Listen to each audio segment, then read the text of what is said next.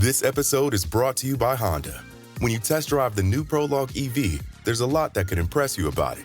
There's the class-leading passenger space, the clean, thoughtful design, and the intuitive technology. But out of everything, what you'll really love most is that it's a Honda. Visit honda.com/EV to see offers.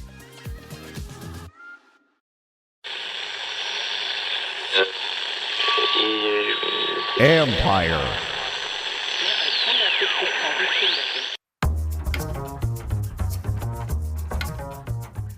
Hey babies, hey babies, hey babies. Hi everyone, hi everyone, hi everyone.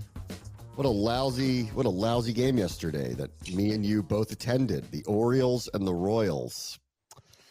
Boy, that did not have a playoff feel to it, Callow. It really didn't. So the vibes were bad, and they scored one run in 2 games. Gee, I wonder how that happened.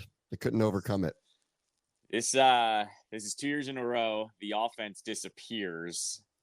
It's 2 years in a row. They get swept. One of them, they were the division winner. This one, they did have a home field advantage for a wild card.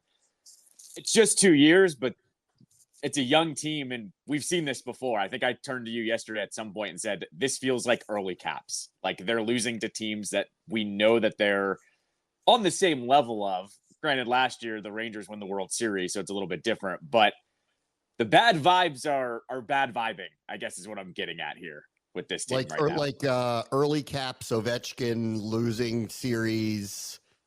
But I think here's the difference, though. Okay, early Caps losing those series, I didn't feel like that it was without belief that they could win.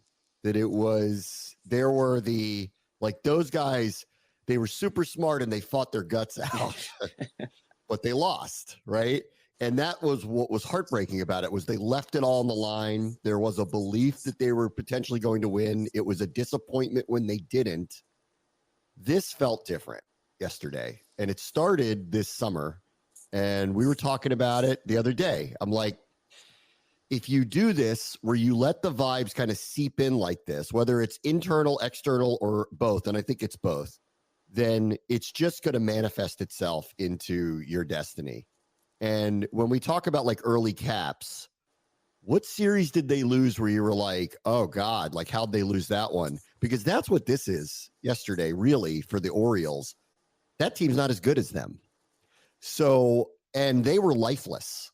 And I'll point out a number, having been there in person yesterday and watching what like your season's on the line looked like to them. It had this vibe of they kind of figured they were going to lose. And if they won, they won, but they just kind of figured they were going to lose. And that's not how I remember the Caps. This is why I understand what you're saying, but I don't think it's the same. Like, I think the Caps were like, I can't believe we lost again. This team yesterday, if you asked them to be honest, were like, yeah, I could totally believe we lost to the Royals. That's the vibe I got from them. I guess I'll correct myself. I think the crowd was like a Caps crowd. They were waiting for something to happen that ended up never happening, and they're trying to cheer. Like we talked about it yesterday. People were cheering, trying to, and I think you applaud that effort by the crowd. I guess, yeah, I'll correct myself on that, because the Caps never really got swept by anybody and knocked out by a legitimately inferior opponent. The only time they got swept was when Dale Hunter was the coach and they were playing coin flip defensive hockey, and they got swept by the Lightning in the second round, though. That was a second round loss for them in that one. Every other series went 6-7 games, and it was either Lundqvist or the Penguins in the second round. So yeah, no, okay, I'll correct myself. It was always like it felt like it was just one of those like, why can't it be our turn? These guys deserve it. That's not yesterday with the Orioles. That's not been this year. And the really hard part to understand about it is they're so young and so talented. Why in the world would they feel this way?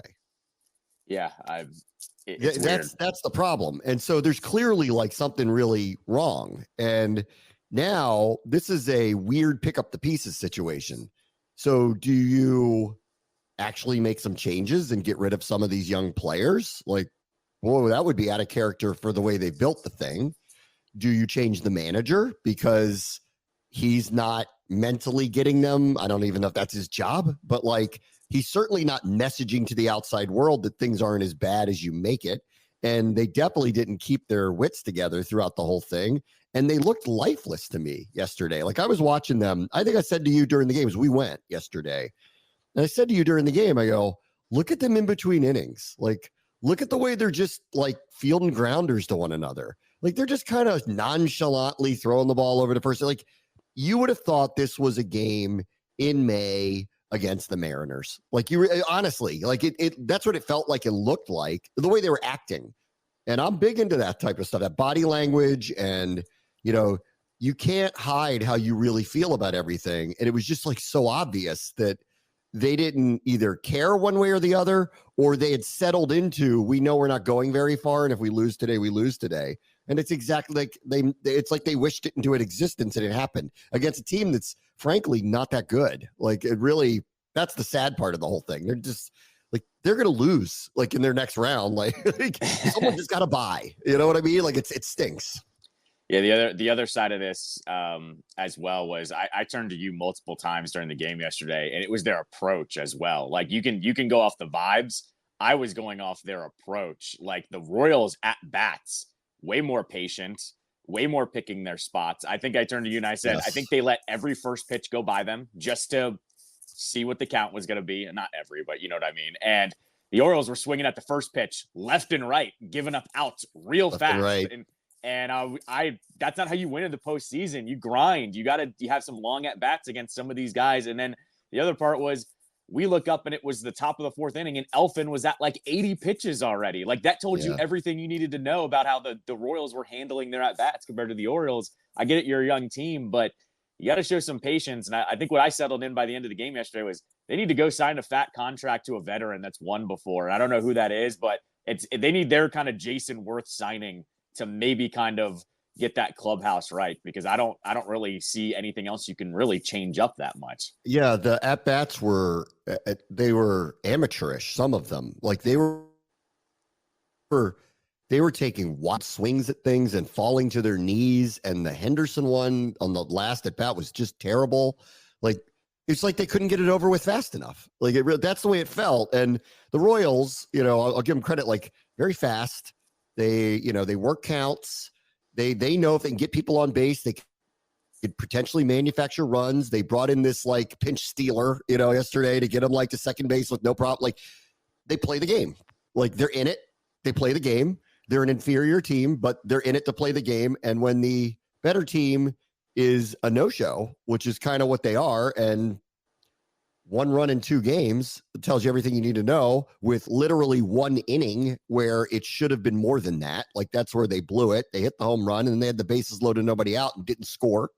You know, like, but that's it really. Like it wasn't like, oh my God, they just couldn't get some key hit. That was the one time in the 2 days that they had actually like legitimate, consistent scoring chances. And they blew that one, but when it's a one-off, you're going to lose. And I agree with you. I thought their at-bats were terrible, and it's just another sign of they just mentally weren't in it.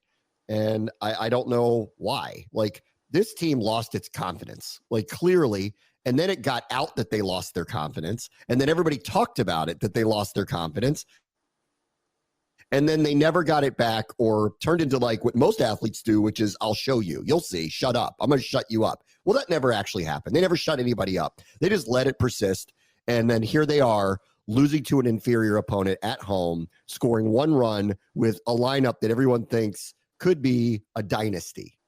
It's really, this is so, I don't know. Do they need a mental coach to show up? Like, what do you need? Like, because like the idea of like tearing it down and sending a bunch of these players other places, that doesn't make any sense to me because they're kind of too talented to do that. Do they have to change the manager? Maybe, because like clearly he couldn't control this, whatever virus that they got that they just couldn't get over. And then I'm with you too. Like, I think the ownership and the management have to send a message, and that's write a check to somebody who's a pro and bring him in and hope that he kind of gets them all together and goes, this is how we play now. Stop crying in baseball. You guys are crying all the time. Stop crying in baseball. The other like thing that I want to point out here is, we watched, or I watched at least, I know you weren't in the area when they made the playoffs for the first time, was I point out how the Nats lost their playoff series when they first started to get good, right? You had 2012 where they pushed it to 5 games, lost in heartbreaking fashion. Yes. But everyone looked at that series and went, it was a game of inches. They had really good pitching, really good hitters. All the signs were there that they'd be okay. They missed the playoff. The Cardinals one, the all-time collapse one? Yes. Yeah. Right. But remember, it took a walk-off. But at least would you walk out of that and you go, they put everything on the line. It's terrible that it happened, but they put everything on the line. See, that's not what happened yesterday. No. And that's what I'm getting at. Like 2012 was heartbreaking, but they lost in game 5. They had a walk-off win in game 4 to push it to 5. Like there were these moments. Then they missed it in 2013. They pulled back in 2014. That was the year where the pitching was okay, but the hitting wasn't quite there. But Bryce Harper was really good against the Giants. And the Giants, all they did that year was win the World Series. So you had that built-in excuse of, okay, you lost to the champs, whatever. Then we point to the next couple of times the Nats got eliminated. There were big injuries. Scherzer had that thumb injury, or Dusty screwed up the bullpen, that chaos game. I think it was again. They had these all-time moments where you were going, God, it's heartbreaking, but everything is there. They don't need to change anything up. Yeah. I look at this team and I go, you're so stacked. I don't really know how to react to this, because I look at your 1 through 6 hitters and I'm thinking, you can't get any better than that. So I don't really know what to change up here. Obviously, though, what's funny is the easy thing to say is, oh yeah, you could use some more elite pitching. They gave up 3 runs in the 2 games. Like, they actually had really good pitching with who they had out there. So this is one where I'm kind of baffled, because I don't know what you change here. And yeah, to me, it seems like you need to change an intangible, like a leadership or something. Like all those, the same thing with the Caps and the Nats. Like in both cases, yes, they lost a lot in the playoffs. And yes, that's always really disappointing, but it matters how you go out. And in all of those cases, there was some ready-made, like non-competitive excuse as to what happened. Like, the Dusty one, I'll go to my grave going, I know they did the right thing firing him. Like what he did was insane, what he did in that playoff run. And it blew up in his face, and you have to live with that. Like it blew up in your face. You shouldn't have done that. It blew up in your face. Like, is it the reason why you lost the series? I don't know, but like it's a big one, and it wasn't because the team wasn't locked in or trying, or they like weren't competitive in all the games. This was ridiculous yesterday. So there's a lot here. And then it goes back to, okay, like, did the manager not control this? Maybe, is everyone yelling at the GM, who seems to find all these gems in terms of prospects, but doesn't know how to handle the midseason acquisition period? Okay, like I'll hear that as an excuse, but it doesn't like absolve them from who's your leader in your locker room. Like, there's got to be somebody. Is it Henderson? Is it Rushman? Who is it? Like, and one of these people needs to become that for them, because they also let this spin out of control. What's the standard here, guys? Like, and that's not going to be completely on Brandon Hyde, or like everybody's at fault here, I think is really kind of the point. Like, can you yell at Elias for not doing things to make the team better midseason? Sure. Like, you could do that. Did they not do enough? They got Corbin Burns, but did they not do enough when they knew they had a team that could win in the offseason? Maybe. Like, do we know what the situation was money wise? No. Like, it's very similar to what was happening when the Commanders were changing hands. Like, to be fair to them, what could Elias spend? I don't know. Like at that point in time, should be different this point in time. And I'd like to hear from their ownership about how they feel about that. Right. But like, so you could be mad about that. You could be mad about the manager. I am a little bit here. I think he let this spin out of control. But to like let the players off the hook, yes, I know they're young and really talented, but none of them seem to be stepping up going, what's our standard here? And maybe that's why they need someone to come in here and show them what the standard is, because they don't know what it is. Like they don't. They're not living up to it. The way that they performed yesterday in an elimination game, at least as hitters, was really poor. Like there was no like nonchalant defensive moment, but they were never put into a spot where you would have seen one. In fact, they made a couple of really nice plays. And there was one specific one, I think it was one of the ones where they scored a run, the Royals, where who was it? The second baseman made an incredible diving stop. and for some reason didn't just flip the ball to second base and threw back to first, but Bobby Witt happens to be extraordinarily fast and beat the throw. Could you have been upset that he didn't make the easier play? Sure, but it wasn't like a lack of effort type of situation. Yeah. So I never saw the lack of effort defensively, but I also don't think they were put in position to showcase that. At the plate they did, for sure. And just their whole just vibes, body language, all of it was so off, and it's been off for a while, that I don't know what the answer is, but I don't think it's tear it down. I think there's too many good players here. But I mean, I think a pointed question to Henderson or Rushman really today is, who's the leader of this team? And what is the standard you expect?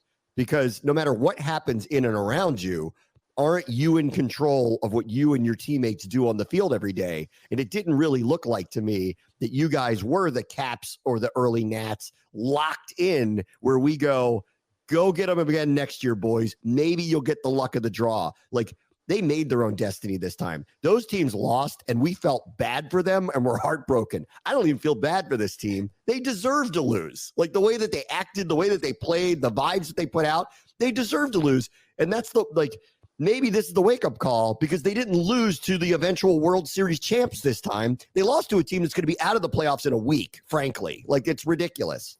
Yeah, I think the other thing that was like more disappointing as well was, I kept saying to you over the last 2 months of the season, was the developing storyline in these playoffs was, yes, like the Yankees and the Phillies and the Dodgers and the Guardians, they're all there. They're all going to win the division. They're all going to be good. But everybody was saying all four of those top teams, they're not the same teams that are in the playoffs in the past. All of the teams that made the playoffs are way closer together than they were. And I couldn't figure out why this team specifically wasn't embracing that a little bit more, of like, hey, we're all in the dance. We all have our warts. We all have these problems. Who knows what happens when we get in? There wasn't really a lot of that. It was just more like, yeah, we didn't have the second half that, we wanted, and we wanted to be better. And I was just kind of like, man, this is different. Like, I'm not used to any team just acknowledging limping into the playoffs, essentially. What do they need? Do they need the Joe Madden shows up and makes it fun guy? And, like, let's go bowling together, like, let's go to Fells Point and eat crabs together and everybody chill out for a minute. Like, because maybe that's what's going on. These guys just don't have that chemistry together. Like, this feels a little bit like the Eagles, like, where you're like, what is going on? You guys are too good for this. Like, you're too good for this. Explain it to me. And they probably can't, but it's just like, the vibe is just so off. And I don't know who to blame but it's kind of everything. And I don't know. Do they need to have more fun? Do they need a mental coach in there? Do they need a veteran to show them how to do this? Do they need Gunnar Henderson to step up and actually be a leader? Do they need a new voice in the room? Do they need their GM to, like, push the button a little bit more and make some moves? I don't know. Like, do they need the owner to step in and spend some money? Like, it seems like all of it, but I can't put my finger on it. It's just like, it's such a missed opportunity, because if they're in the right space mentally and performing to the degree that they are, they may or may not win the World Series. But to your point, I don't think there's anybody better than them in the American League. And that's the saddest part of the whole thing, really. Yeah, I think the other side of this too that needs to be explored is, is there something going on organizationally? Like, we heard about it at the beginning of the year, that there are so many players and prospects that there's a logjam now. And so is it almost like, is there some kind of mental block for them that there's such an expectation to win now that they can't go through the growing pains of having to win? Because, I mean, I do think there's a legit point to that. Like, you have to go through these moments to eventually get to the mountaintop. It's just 2 postseason runs. I'm looking for the good signs here, and I don't see really any. And I think that's the problem here. You've kind of wasted 2 seasons. One of them last year that was all-time great season, right? Where everyone expected you to be good, and you won 100 games, won your division, and it was, all the good vibes. And then there was this year where everybody flipped on it fast. I don't know. I don't know. Basically, what I'm getting at here is what the mental battle is here, because that's clearly what it is. We know all of these guys are talented. They send a bunch of all-stars to the all-star game now. You don't want to blow it up either. I don't think you should, especially in baseball. You have these guys under control for the next 5 to 6 years. In most cases, you have a legitimate half-decade window here to work with. You got to figure out what's going on mentally, essentially. Yeah, they should either hire Dan Quinn or draft Jaden Daniels, and they'll be totally fine next year. All right. Speaking of, John Keim next. Brand Watch the Show, ESPN 630, the Sports Capital.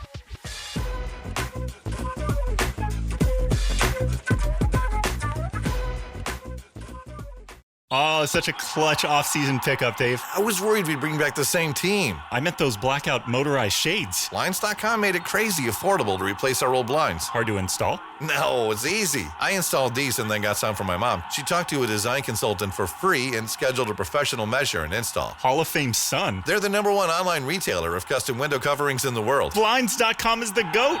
Shop Blinds.com's primetime kickoff event. Save up to 50% off select styles, plus doorbusters. Rules and restrictions may apply.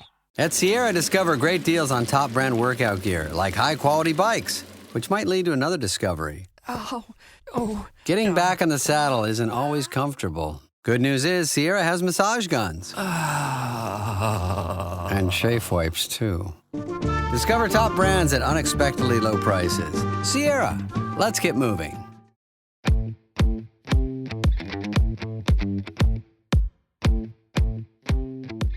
Here with John Keim, ESPN, and the John Keim Report. Are you going to New Orleans for 1 or 2 weeks for the Super Bowl? I'm going to go. There's a couple restaurants in the warehouse district I'd like to go to. I figure I'll hit them both now in December and February, right? Huh? Is that what we're talking about? Did you book Emerald's or Commander's Palace? What are you going with? The hotel I usually stay is right across the street from one of Emerald's restaurants. So there you go. All right. Just kidding. It's only been a month and we're not crazy, but it's been pretty good.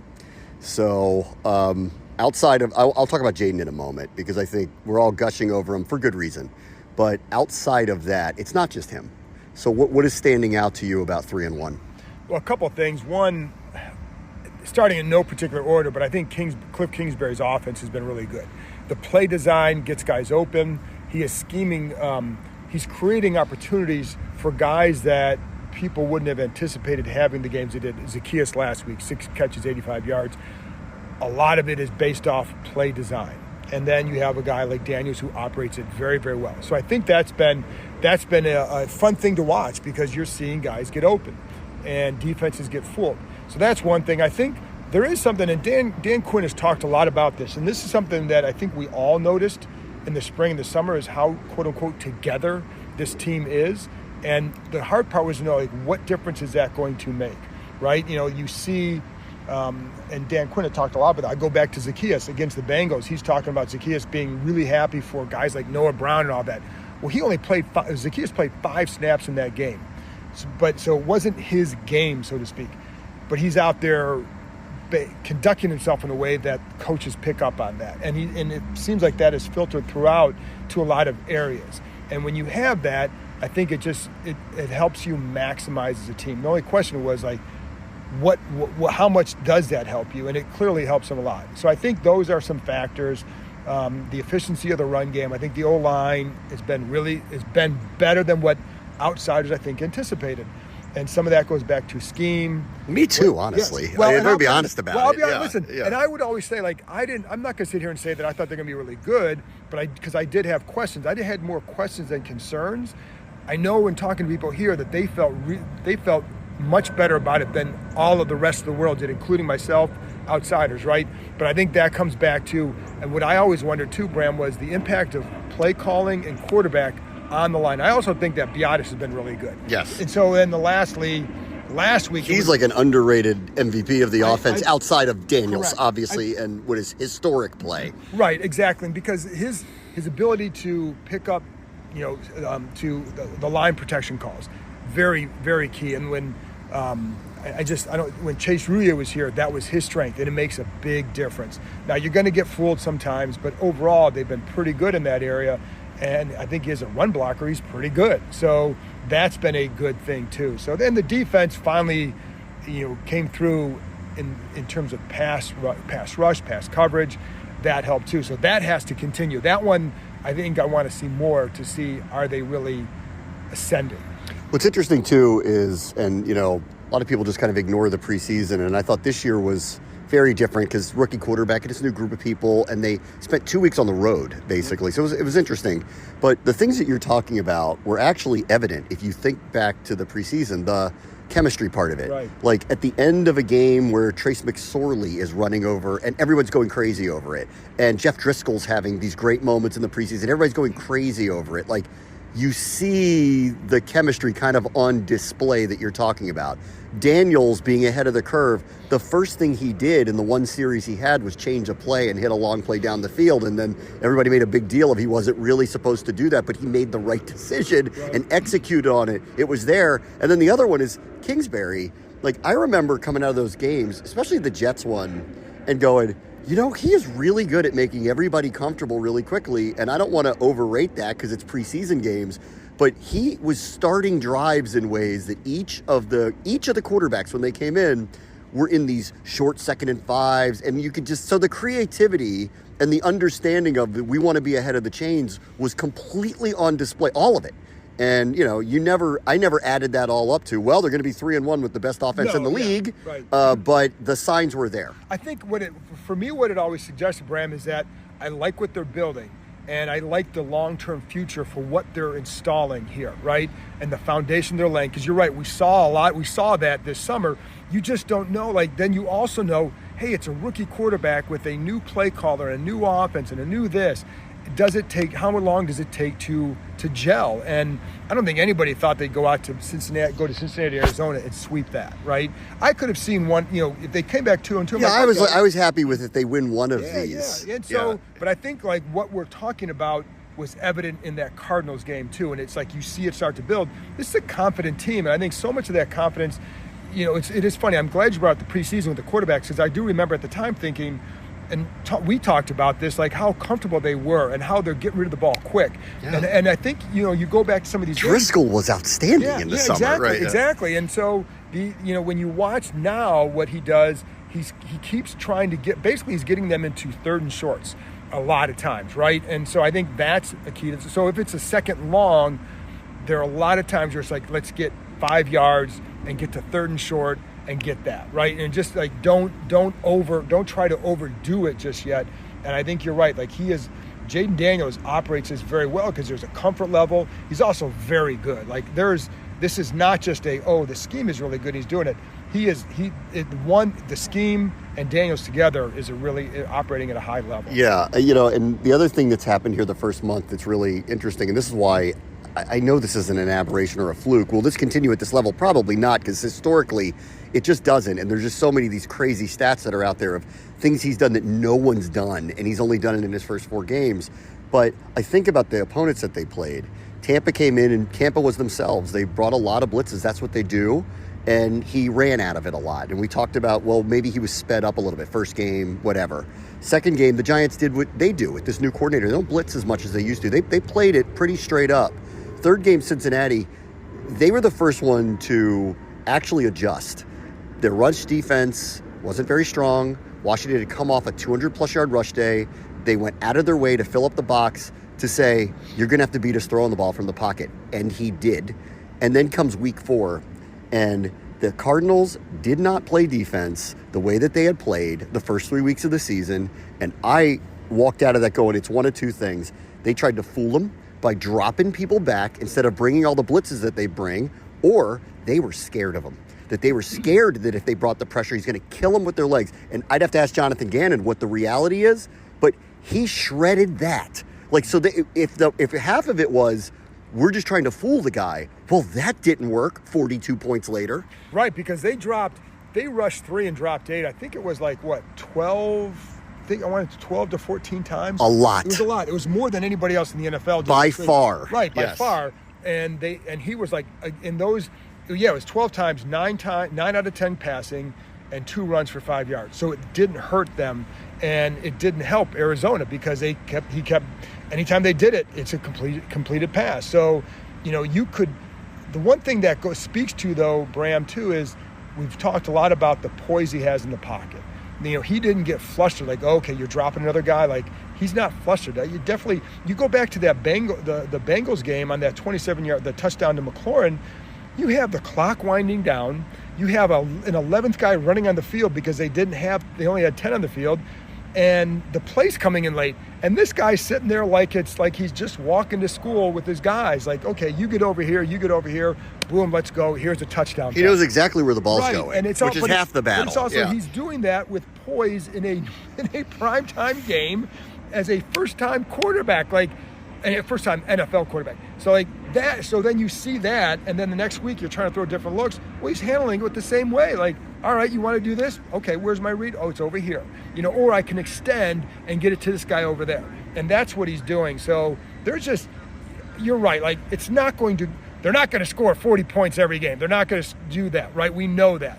And there will be hiccups. But I think what he is showing are all the elements of a guy who can be a really good quarterback in this league for a long time. Yeah, I mean, I think Arizona was the first to kind of cross him up a little bit. They got a pick, which was not a good throw. Like, it was one of his one bad throws. They got him in a 3rd and long for once. We didn't have a lot of that. I actually thought this was, on this one drive where they got him in a 3rd and long, they started with a run play that didn't work, and then they tried a delayed draw that actually was a very good play call, with the exception of Arizona happened to run a twisty stunt with two defensive tackles and happened to have the right defense at the right time. And then it brought up a 3rd and 12, and, that's death for everybody. And so there's an incomplete pass. But then later in the game, when they started doing the same thing, where they actually started to bring pressure and they kind of caught him a little bit, this is where he threw an off-platform throw off his back foot to McCaffrey. Like, there seems to be very little here. Like, there are these moments you could look at where they actually caught him and there was some indecision, and most of the time the ball's going in the right place. He's completing them anyway. Well, it's so ahead of the curve, it feels unreal. Well, like, there was another one, the 3rd and long to Noah Brown. That was a 3rd and 13 that he completed for 14 yards. And that, again, patience. Now, and it was also a really good route design, because the way McCaffrey took the safety away and he opens up the outside for Brown, but he gets outside the pocket, and just like, I love the way he gets his hips around, hip square to the line, and it makes for an accurate throw. And the McCaffrey one, what it also highlights, Bram, to me, is first of all, that was a great play design by Kingsbury to get him open, because the way there was a bunch formation, the way the Kingsbury knew how the Cardinals would play it, and because of that, it created an inside advantage. The way they ran the route, inside advantage for McCaffrey, but also for Daniels, it highlights the arm talent. Because you see him, you're right, he's off his back foot, and it's arm talent and core strength, because you see it, it's boom, boom, see it go, see it rip it, and that's what he does. But it's also getting that core around to deliver zip on the ball without being able to fully use your lower half. That was impressive. Yeah. All right, for this to really continue, though, they can't be asked to score on every drive. So the defense has to improve, which I thought it wasn't even close, their best outing this past week. Do you see signs where they could be an overall average run defense by the end of the year? Well, run defense, we haven't seen any signs of that yet, have we? I mean, no. they've been bad in that area, and that's the number one thing that has to improve. Otherwise, they're going to be, that's one thing, it has to improve. And otherwise, you're not going to have the kind of season you may be able to think you have given the start, right? But we also, it's surprising to me what they're doing in that, because I thought the one thing that would be harder for them was the pass defense. And that was hard in the first 3 games too. But I'm surprised at how bad the run defense is. And some of that is just, and the funny thing is, like, the linebackers are playing pretty well. It's always like somebody widening a gap because maybe you're shooting upfield and a guy getting shoved out of his gap or something, or the ends are falling, or not setting the edge all the time, or somebody, there's a gap and maybe the safety isn't filling it as aggressively as maybe you need it because it's such a big gap. You're not sure. So, I also think, Bram, sometimes, I think we've talked about this, there are sometimes where it's like they're playing too deep. I don't mean TWOD, deep safeties, and to take away the big play. Yep. And so you're going to give something up in those situations. Well, against Cincinnati, they did it purposefully. They wanted them to run the ball, and I just know that, like, they're sitting there going, go ahead. Like, we'd rather you run the ball than Burrow throwing the ball to Chase and Higgins. Go ahead. Yeah. Which is what they did for 2 touchdowns. Yes. So it's correct. So that is that, right. But it's when they put 8 in the box. There was three deep, cover 3 or man, whatever. And that's when they hit them deep. But that is going to be a choice I think they have to make. I think they can get better in that area. They have to, because you can't keep allowing over 5 yards a carry. it's just too hard to sustain what they're doing offensively to expect, to do that. And then you have teams coming up, they're going to try and run the ball, right? I mean, the Browns probably won't have Nick Chubb this week. But the Ravens. The Ravens with Derrick Henry and the Lamar. Yeah. So, that's a deadly duo if you can't handle it. So, but I'll be curious to see what, if, that has to be shored up. And I think there's clearly, I think the tackles need to be more consistent there, all of them, all the tackles. There's another thing I want to bring up here because I think this goes back to, and we hear this forever because we've been through a lot of coaches and a lot of regimes. They all like their guys and they're very, everybody talks up their guys. And, we're in the, position of, most of the time I'll believe it when I see it. And, if you stay measured, you have questions and you go, all right, well, is their left tackle position settled? I don't know. We'll find out. Are their tight ends actually good? I don't know. We'll find out. Do they need another receiving threat? Yeah, probably, And this is one of the first times, I think it's since Shanahan, that the coach is saying things and he's turning out to be right. And changing the minds. You get sold a bill of goods from everybody because they're supposed to be positive about the players that they have on their team. But sometimes when they tell you, these guys are better than they're saying they are, and you go, well, I'll believe it when I see it. Well, go watch the offense and tell me that you thought the offensive line was going to produce like this, or the tight end room would be as good as this, or that they maybe don't need another high-profile receiver here. All of those things to this point have turned out to be true. And I think that's a good point. And that's why I say before the season, when the things that I heard was they feel better about the roster than people think, specifically the O-line and even the receivers. So the tight ends. They went out of their way to say the tight ends. The tight ends, yes. I've actually liked that group because I think Ertz had a really good summer. But yes, I know others had some questions about them. So I think that's there. I think the other thing too, Bram, it's funny. I'll compare us to Ron a little bit, Rivera from the last couple of years. Ron was an optimist, but I also felt like he took leaps of faith. 100%. And big ones. And I always felt like he felt like, okay, this is year 3, therefore we're supposed to be here, when they weren't. And I think we kind of knew they weren't, but I think he was trying to convince himself they were. Whereas with Quinn, I think what he's selling, quote unquote, he believes. I know. And I think that's a big difference because you're seeing, and he even said with the defense, he said that he kept telling the defensive coaches, you guys are closer than you think. And we saw an improved effort Sunday. Now it's got to continue, but I do, and he's harped on cohesion, those kind of things. And he's harped on a lot of the intangibles I think we're seeing. So and seeing it make a difference. But and again, Daniels is really good. So all that stuff is great. Yeah. But if Daniels isn't really good, we're probably having a slightly different conversation. All right, last thing. I don't think it's going to be Devontae Adams that this team would be interested in personally. However, after the first month, I do wonder if internally that their personal expectations of how far this team can go this year alters their opinion about the trade deadline and whether they want to acquire somebody. So I wonder how you feel about that now off of this start. Yeah, I don't expect, yes. And I mean, I can't say they wouldn't by any means because I don't know. And I think we'll see when we get deeper into October as we get closer to the deadline how they feel and what they feel they need and can get. So yeah, if you can go out and get somebody for, good value, then it makes sense.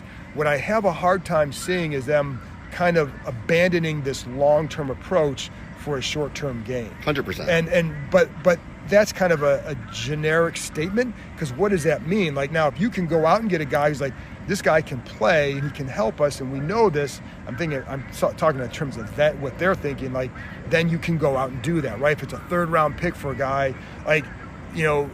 when they traded Chase Young away, they got a 3rd-round pick for him. Well, the Niners could get that too because of a comp pick, right? So if you can find a situation like that with a guy that can come in and be part of the rotation. I mean, Peters was in San Francisco last year when they did that. Now, they were much further ahead in their building, but it's not like they weren't aggressive when they felt like they could be. So could I, the other thing is, again, what's the record? Because then you're looking at if they win, let's say they beat the Browns, they have the Panthers after the Ravens, maybe they have 5 wins in a couple weeks. You're looking at a different season, dude, right? So right. I could see them doing something. I don't see them I don't see a Joe Gibbs play where you're going to send a 3rd-round pick or whatever for T.J. Duckett or Jason Taylor at the end of their careers. But I could see them doing something where it's this guy can help, and you have some extra picks coming up, so you can do something. See you on Bourbon Street. Can't wait. I'm just curious, who is presenting Jaden Daniels at the Hall of Fame ceremony? It's you. All right, thanks, John. Thank you.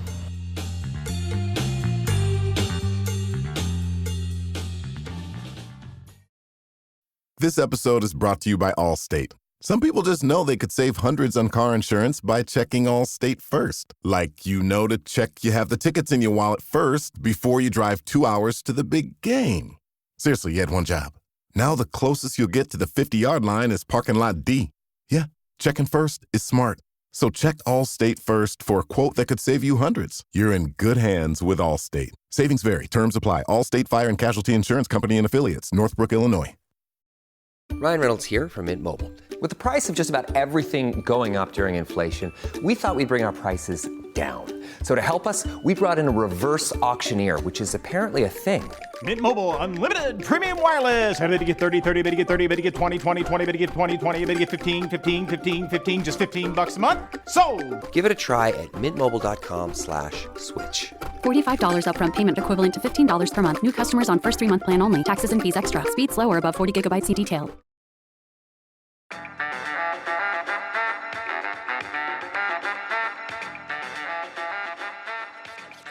All right, welcome back.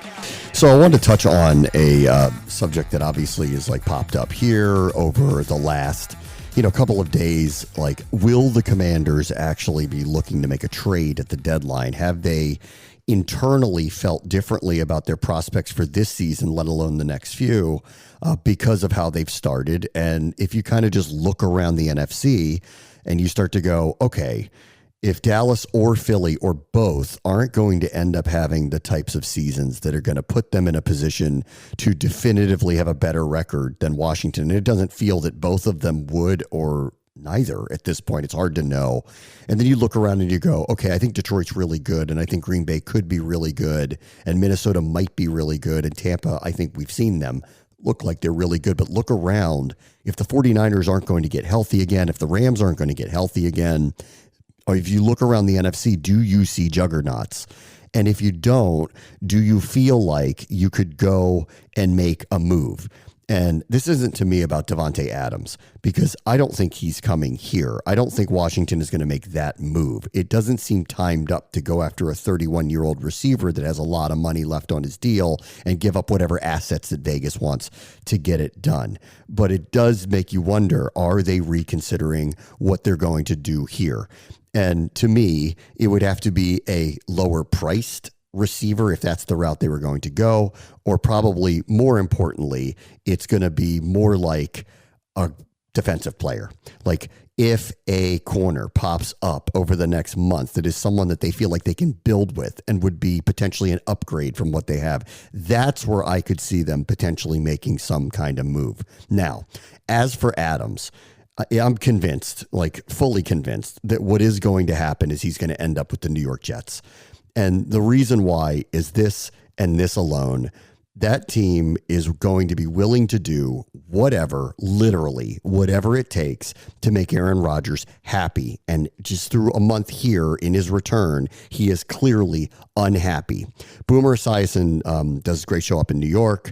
And on his morning show, he addressed what he believes is a complete elephant in the room that isn't really that hard to read if you're kind of just paying attention anyway, because you've seen the sniping that's been going on publicly between Rodgers and his head coach, Robert Saleh. And this is what Boomer said about it.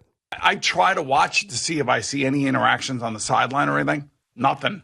Nothing. I see a guy walking right past another guy. I can't imagine that. Now, I remember those days because I had those days with two coaches in particular, and it's because I didn't trust the guy, and I didn't like the guy. I didn't think he knew what he was doing, and it pissed me off.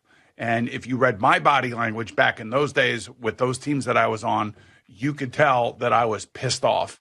And when I see Aaron Rodgers on the sideline and I see him after game in the post-game press conference, and again, I'm speculating here, but I'm only speculating because I've gone through it myself. I'm not a genius. Yeah, but yesterday's day, post-game press conference, there is a major issue there, and they both will deny it. I guarantee it, but there is an issue there, and it's because you have this 40-year-old Hall of Fame quarterback to be dealing with a coach that I think he doesn't respect. – Okay, so that was Boomer Esiason on his show, morning show up on WFAN.